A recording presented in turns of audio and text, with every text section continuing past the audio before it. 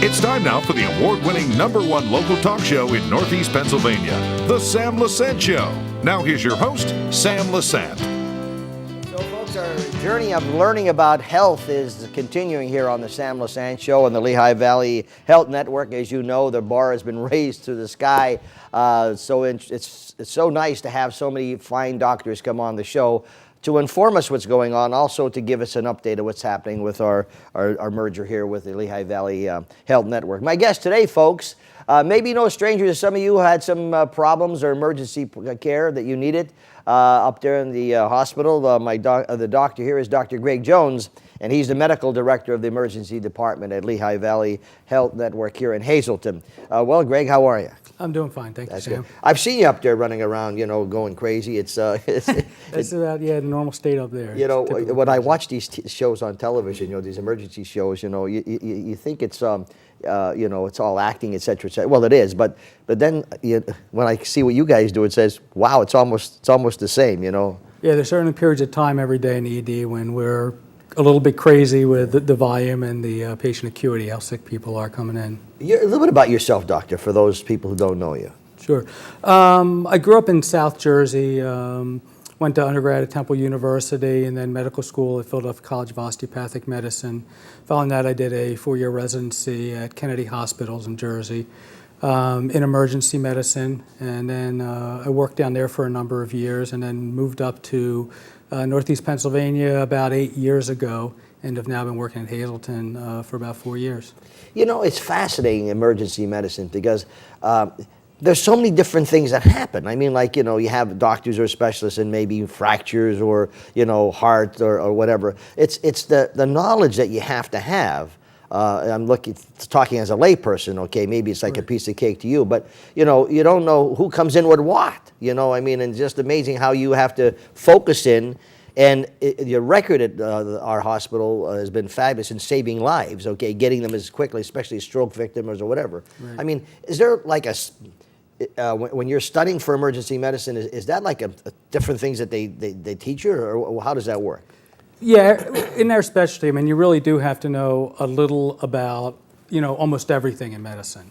And I think the important things mostly are to recognize the sick people right away. I mean, those people that are close to death, we have to get in on those things right away, and you have to be able to recognize that quickly. And sometimes it can be a little bit subtle, with their presenting complaints or how they look physically. And the other big part that we have to get right is our disposition, whether they are well enough to go home and follow up with their family doctors or a specialist, or they need to come into the hospital. So those are the key things with emergency medicine, recognizing sick quickly, making the right disposition. And boy, I'll tell you, I applaud everyone up at the hospital here in Hazleton, because I've been there a few times with my mom, my father-in-law, and even me. First of all, people come in a panic. So you have to deal with, emotions. Is this, that's all they're zeroing on. Meanwhile, you have to be able to focus on the person, what's going on, calm down that person who's, there's all these things that are going through your mind, and then you're being told sometimes what to do, how to do it, But there's challenges, aren't they? Yeah. Now you have no hair. That's one of the reasons, yeah. No, I only kept saying because it's crazy, isn't it? Yeah, it can be crazy at times. There's a lot to deal with on any day. It can be a very busy time when we're working there. I mean, it's often nonstop from the time you start working till the time you finish. Yeah, it's a challenge. And I got to tell you, seriously, not because you're here, Doc, but I applaud you. There's great doctors up there. I met a few of them, but even the nurses up there, all the aides, the people, they all work very well together. And sometimes, people get up there and they're waiting, and you have the complaints. Well, the point is, I guess, how does that work? I mean, it's not that if someone comes in with a cold or a rash or whatever, but someone just came in that they don't know who had maybe a heart attack or something. I don't know. Right. When people come in, what we initially do is typically a triage process where the nurse will evaluate them and decide, how sick they are, if they need to come right back, or whether this is something that can wait. If they have any questions, they will come right back and talk to one of the physicians and get their opinion as well. And sometimes we'll walk into triage as well if there's a question and kind of give a quick assessment as to whether they need to come right back or not. We generally tend to pull people back, until all of our beds are filled up. Once the beds get filled up, it becomes a little more of a challenge. And then the people that need to come right back, sometimes they end up, being in the hallways until we can get a bed for them. And besides that door, we have the other door, which is the ambulance bay that, is constantly, opening and closing with new patients coming in. So it's a challenge to manage all of that. And, I know sometimes people who have been up there said, I've waited for like 3 hours, 4 hours. Well, I'm understanding that were unique situations because you guys were jammed up with some serious matters. I know one thing. There's always something going on. It's not a matter of, Greg Jones is taking a coffee break. Just a second, I'll be there with you in an hour. That doesn't happen, okay? No, we really don't do that. I mean, Yeah. we don't take coffee breaks, don't take lunch breaks. We're working. I know. Sometimes people think that we're not doing much because we're sitting at, the desk, but we're often charting on the patients, making phone calls to other physicians. So it's generally Well, nonstop. you have a lot to be proud of. Believe me, I'll tell you, Dr. Jones. It's a fantastic group of physicians, mid-level practitioners, and nurses, tech, secretaries. It's a really good group. And you got a great guy, John Fletcher, who is running the show. He's a fabulous person, as well as Jim Edwards. I mean, great. Yeah. We're going to talk today about Lyme disease, okay? First of all, what is Lyme disease? Lyme disease is a bacterial infection that people can get. Typically, actually, the only way that they can get it is through a tick bite. Now, it's the deer tick that causes it locally, also known as the black-legged tick. Okay, now, all right, so people are not around here, I mean, but so how does one get Lyme disease? Usually, as I said, the only way you can get it is through the tick bite. A tick called the deer tick or the black-legged tick will attach themselves to a person. Generally, the tick needs to be in place for 36 to 48 hours. And you would kind of have an idea that they were on there for a while because the tick becomes engorged with blood. The back part of the tick kind of fills up. If they're engorged, they've been attached for that period of time, there's a possibility of transmission of Lyme disease if the tick itself is infected. Not all ticks are infected, and not 100% of infected ticks will transmit the disease to the person. Okay, now wait a second. I'm a little confused because I know that where I live there's deer in the back, sometimes you'll see them, but how do these ticks just take off from the deer or where? How do you pick them up? Humans will pick them up generally through, walking through the woods, being outside, sometimes coming in contact with, brush or something if you're kind of walking off trails a little bit.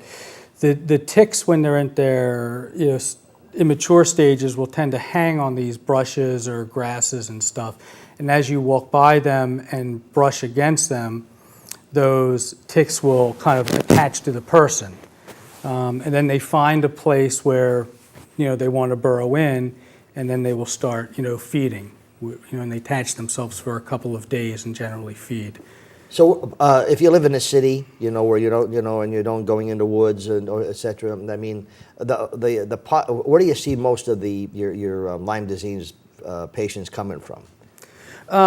People who tend to be more outdoors, tend to be doing a lot of hiking in the backwoods. You can see, more likely they will get tick bites. But certainly anyone can get one because the ticks, can move around. They're certainly not going to be, in a city situation quite as much, but there are areas within a city, where you may have some trees or, a vacant lot where there's some brush and people can certainly pick them up that way. Pets can carry, the ticks themselves, and if they're not attached to the pet, they may, drop off, get on your clothing and then onto you as well. Okay, so I guess there's no way of preventing this, but the point is, all right, how does a person know, what are the symptoms of Lyme disease? We usually break Lyme disease down into 3 distinct stages. There's an early localized stage. The symptoms of that are the classic the bullseye rash that people hear about. It's technically known as erythema migrans. What's that? That is a rash where the tick will bite you and you'll get a little bit of redness where the tick bite is. Yeah. That redness will start to spread outward. As it spreads outward... It's red now. Correct. Okay. That red ring. Right. As it spreads out, you'll get a little central clearing, and then where the tick bite is a little bit red as well. Is the tick still there then? No, the tick is generally dropped off by then. Okay. But that's the bacteria that's kind of starting to spread a little bit. Okay. And that's what we call the bullseye rash, and that's a classic sign of early localized Lyme's disease. Okay. All right. So, what's the second one? I'm sorry. Okay. The next stage would be a more disseminated early stage, and that's where people get the typical arthralgias, pain in their bones and joints. Sometimes they'll get headaches from it. Some people will present with what's called a Bell's palsy or a facial palsy, where one side of their face kind of droops down. It almost looks like a stroke, but it's in fact a facial nerve palsy. Now, there's other things that can cause this. It's not just Lyme's disease. But as a provider, in what we call an endemic area where there's a lot of Lyme's disease, if someone comes in with a Bell's palsy, that's one of the thoughts I always have, is this Lyme's disease? Mm-hmm. There's also some cardiac manifestations where people can get palpitations or heart block at that stage. And then finally you get to the third stage, which is more of a chronic, where people get these recurrent pains in their joints or lancinating pains, sometimes numbness in their hands and feet or headaches. So those are the symptoms, of each stage of Lyme's disease. Okay, so now I know there's people out there saying, well, geez, I have this and I have that. Did I have Lyme disease? Okay, and I mean, because sometimes you get a symptom, you don't know whether it is Lyme's disease. Okay, right. So going back to if I like to go for walks and whatever, and people are active, etc. When they come home,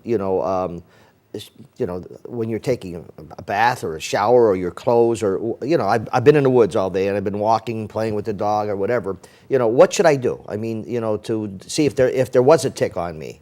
I guess the first thing to do would be, if you bathe yourself, you may be able to wash some of those ticks off that have not attached to you yet. Yeah. Following that, doing, a search of your body, looking for areas where, ticks may be, crawling on you. Oftentimes you'll feel them. Ew. Yeah, I know it's a little disgusting. Yeah, yeah.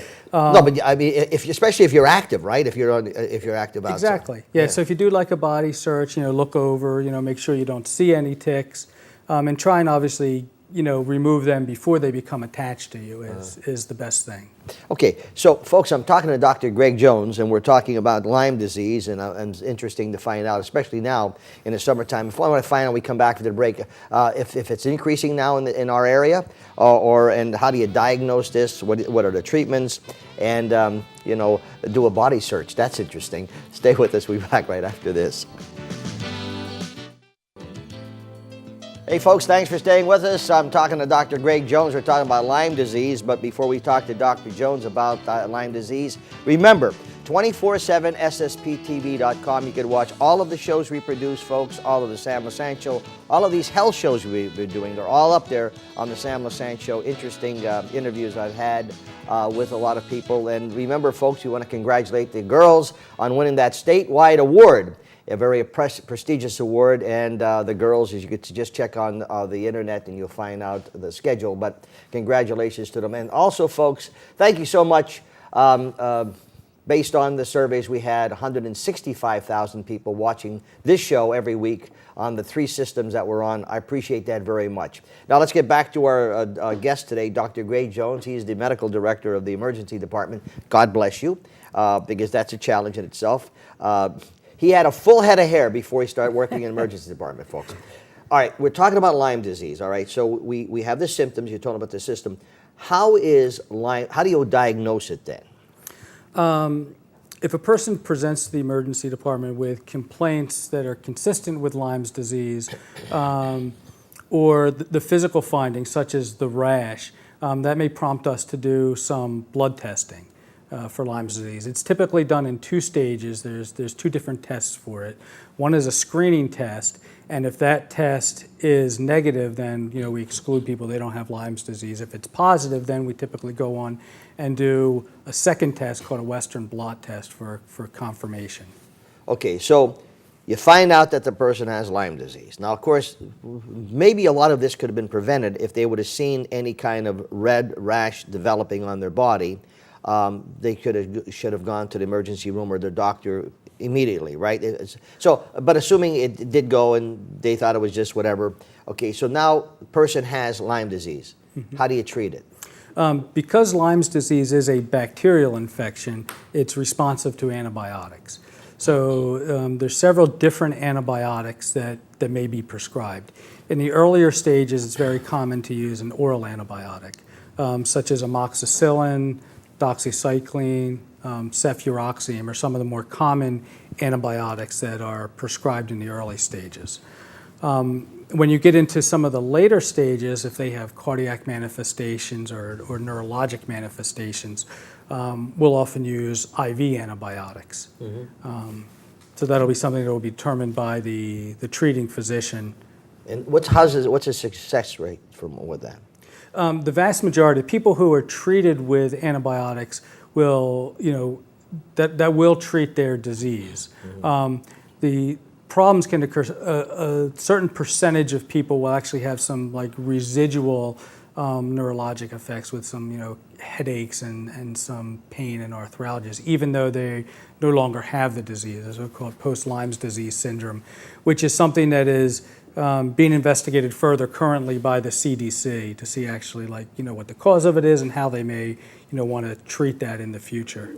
This is interesting. That little tick can cause that much problems, right? That's right, and the bacteria that's within the tick. Wow. And they come mostly from deer. Right. It's called the deer tick. The ticks can live on or feed off of any type of mammal, but it's referred to as a deer tick. Okay, so when you're if you're out and you want to check yourself, okay, how would one prevent getting a tick bite? If you know you're going to be outside, there's several different things that you can do. If you wear long sleeve shirts, long sleeve pants, there's less skin area for the tick to be attached to. Now that's not always practical. If it's one of those days where it's 90 degrees out, we're not going to be wearing typically long pants. You're going to be wearing shorts more. But that's one thing that you can do. You can also use different types of insect repellents. And they're available, over the counter at a lot of the stores, which will kind of deter the ticks from attaching to people and biting them and feeding off of them. So, do you find you're getting more cases in the winter, the summer, the fall? Okay, or we're kind of right in the heart of the season right now. So the summertime is the most. Right, the spring and summer are when the ticks typically become more active, and is when they are feeding. In the winter, you don't see them as much, although sometimes the Lyme's disease, can be a little late and not present immediately. So people will, come in the winter, with symptoms of Lyme's disease, and still has to be in your mind that it's a possibility. Okay, so now kids go, your children out there playing in the summertime, 9, I know we have our grandchildren once or twice a week, and we take them, we do a lot of things outside or whatever. And sometimes children don't really, they take their baths or showers, okay? What can we do to make sure that, they don't have a tick on them or whatever because they're running in the grass and they're doing certain things? Well, besides the baiting, we can certainly, as parents, grandparents, check the children, before they go to bed, see if there's any evidence, of ticks on them. You can do a quick search of their body. And there's certain areas where they tend to, focus on, behind the ears and the groin and the axilla, are common areas for tick bites, although they can occur pretty much anywhere on the body. So what leads me, my other question is, where is Lyme disease prevalent? In younger people, older people? Where do you see most of your cases with Lyme disease? Oh, because it's, a more, outdoors type disease. It can really occur in any age group, but it's more like those people who are active and outdoors more, that you have to think about it. But, I know a lot of people who are 70, 80, who are very active people too. So, and then they're outdoors a lot, so you got to think about it in that age group as well. All right, so now you're in the woods, you're playing around, you come home and you find out that you have a tick, okay? So what do I do if I find out that there's a tick on me? If the tick is not attached to you yet, it's very easy just to, get a pair of tweezers and, take it off of yourself. If it's attached and burrowed, into the skin, you still want to use the tweezers to remove it. The best way to do that is to get a fine pair of tweezers and grasp the tick as close to the skin as possible. And then you pull upwards and like kind of a firm but gentle motion. You don't want to rock back and forth. You don't want to twist it. And generally, if you with that gentle pressure, the tick will release itself. Sometimes some of the mouth parts can break off, if you do the twisting. Okay, so I'm shaking my head because it sounds so easy to do. But now you have a person who finds a tick on themselves and it's attached, right?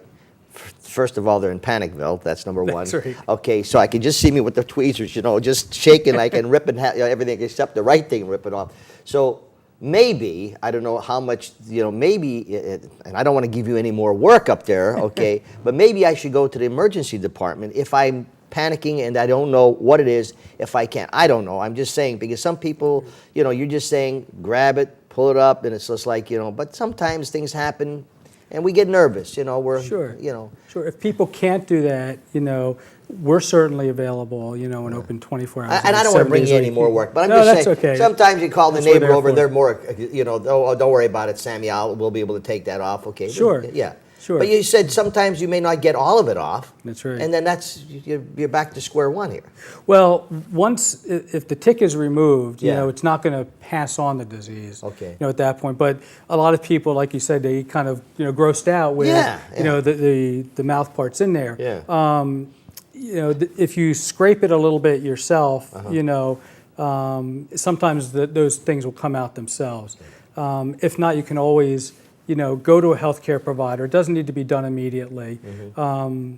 Either to the emergency department, their family doctors, or the urgent care center. We'll be opening up one in about a month now, so that would be a great place for something like that. Well, I'm talking to Dr. Greg Jones, folks, and we're talking about Lyme disease. If you just tune in, let me just give you a review here. What is Lyme disease again now, doctor? It's a bacterial infection that's caused by tick bites. Okay, and primarily if someone's active outside and, and some of the things, we get Lyme disease from the tick, okay? Correctly. Tick will bite and then pass on the bacteria that they have inside of them. So prevented, when you're going outside, make sure you have some spray, anti-bug repellent or whatever. Is just a normal, what do you recommend? Any kind of repellent? Like the DEET type of medications, that's available over the counter. I don't want to get into like name brand stuff, but that's a good. What do I go? I want a tick repellent. And they say, under tick repellent, I want that one right there. Okay. So is there? If you ask the pharmacist, if I walked in Heights Terrace Pharmacy, hey, John, I want a repellent for ticks, will John be able to give them to me? I certainly think he would be able to point you in the right direction. Well, I know he would. Yep. There's no question about that. That's right. So, again, it's something that, is this a serious situation if you get Lyme disease? It's something that you want to be treated for. Yes, it can be serious because it does have some serious ramifications if left untreated with the chronic joint pain, numbness, chronic headaches, and then there's the cardiac manifestations, which can be serious as well. People can get what's called a heart block related to Lyme disease, where the electrical activity in their heart becomes compromised, should we say. Okay, so one has Lyme disease, they got the antibiotics, they're all good. Is this still in my system? Could it pop up a year from now, or 6 months from now, or 3 years from now? Is it gone now? Did you get rid of it, doctor? Right, the disease is gone. Yeah. Some people, like we have talked about before, will get that post-Lyme disease syndrome, which we're really not sure exactly what the cause of that is yet. But the active disease itself is gone. Now I'm going to change another subject. I always like asking doctors this because I know what happens in our industry. There's always new technology coming out. What we have today here in the studio, 3 years ago we never had. So in your field, okay, you're constantly being going in education, learning new things are happening, especially in emergency medicine. Right. Do you have to? Is that a requirement? Yeah, physicians are required to obtain a certain amount of what they call CME per year, continuing medical education. Yeah. We're required to do about 50 hours a year for that, and based on your specialty, you may need to do certain things. Like since I'm an emergency medicine physician, mine need to be in emergency medicine. Yes. So that's interesting because you're always, and of course, we're so happy to have the latest state of the art up there in our emergency room. You got everything that you could possibly imagine. Am I correct? Yeah, we're a full-service emergency department. There's some tertiary specialty care issues like cardiac catheterizations that currently we're not doing at this hospital. You got Lehigh Valley right down the street. That's right. You got the helicopter there all the time. You Yep. know, God forbid you need it. So, you know, we're well cared. We have great health care in this area, in all areas. I mean, there's no matter what division or what area. You know, you know the Lehigh Valley Health Network has come in and done a great job with all you doctors. And once Thank again, you. congratulations. You got a tough job, I'll tell you. It is tough, but it's rewarding. I enjoy it. Well, you have to love it. You really do. I don't know the doctor I met up there when my father-in-law was there, but he was absolutely fabulous. He lives in Allentown, but he's here all the time. He's been here since day one. Great guy, really compassionate, etc. And that's what I find with all the people in the emergency room, even the receptionists would come in. So good luck to you. Thank you very much. I appreciate that. Thanks for coming on the show. Sorry about the hair, but what could I tell you? I mean, yeah, that's no. the stress of you. You That's married, right. doctor? I am married. You had any Yep. children? I have 3 girls. Oh, Yep. That's what happened with the hair. Okay. The job and the girls. Right. Dr. Greg Jones, folks, great guy. I hope you never have to go up there, but if you do need emergency care, it's the best around. I'm telling you, they're the best. Once again, learn all about our health shows. Go to our website or go to the Lehigh Valley Health Network, Lehigh, and make sure she gets all these shows on so you could be informed of what's happening. We'll see you next time.